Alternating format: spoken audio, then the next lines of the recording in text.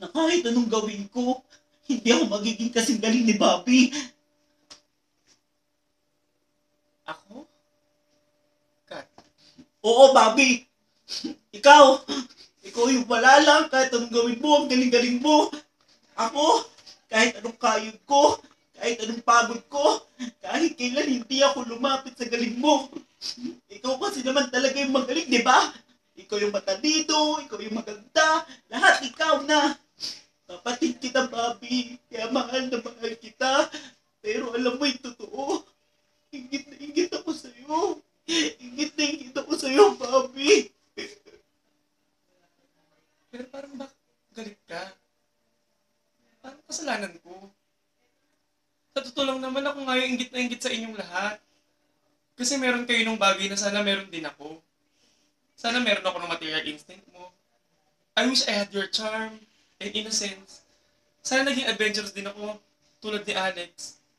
Sana nagkaroon din ako ng sense of humor mo kasi bentang-benta sa akin yun eh. Bentang-benta yun kay mama. Kaya nga siguro lahat ng atensyon niya nasa iyo. Are you saying that I'm an affair? Action. No, ma. I'm saying that... Ay, mali. Oh my God! Action. No, ma. I'm saying you have your favorites. Kat, ikaw... Hindi totoo yan. Ma, naalala mo? Nung grade school ako, di ba graduate ako valedictorian, tapos ang dami-dami kong medals, tapos si Teddy isa lang. Pero siya pa din yung pinuri mo.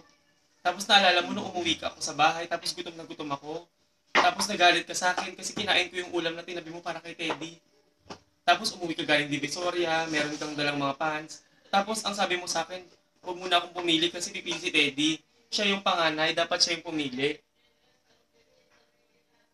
Cut na. Action. I'm sorry. I didn't know you felt that way. Action. Ma, it's okay. Okay lang naman, naintindihan ko naman, tinanggap ko naman na iba talaga yung turing mo kay Teddy at saka kay CJ. Kasi sila yung paborito mo. Si Papa naman si Alex at saka si Gabby yung paborito. And that's okay. That's okay. Kasi ang importante naman sa akin, binuhay niyo ko, pinakain niyo ko, pinag-aral niyo ko, binisan niyo ko, minahal niyo ko. Kayo ni Papa. And that's good enough for me. Kasi growing up naman, nandun si Alex. Siya lang yung may favorite sa akin noon. Kasi simula nung umuwi ako, wala akong ibang narinig sa inyo kung hindi mayabang ako, masamang ugali ko, bitchesa ako sa pagiging prank ako. And I'm sorry. I'm sorry kung matigas ako sa paningin nyo. Kung malamig ako, I'm sorry.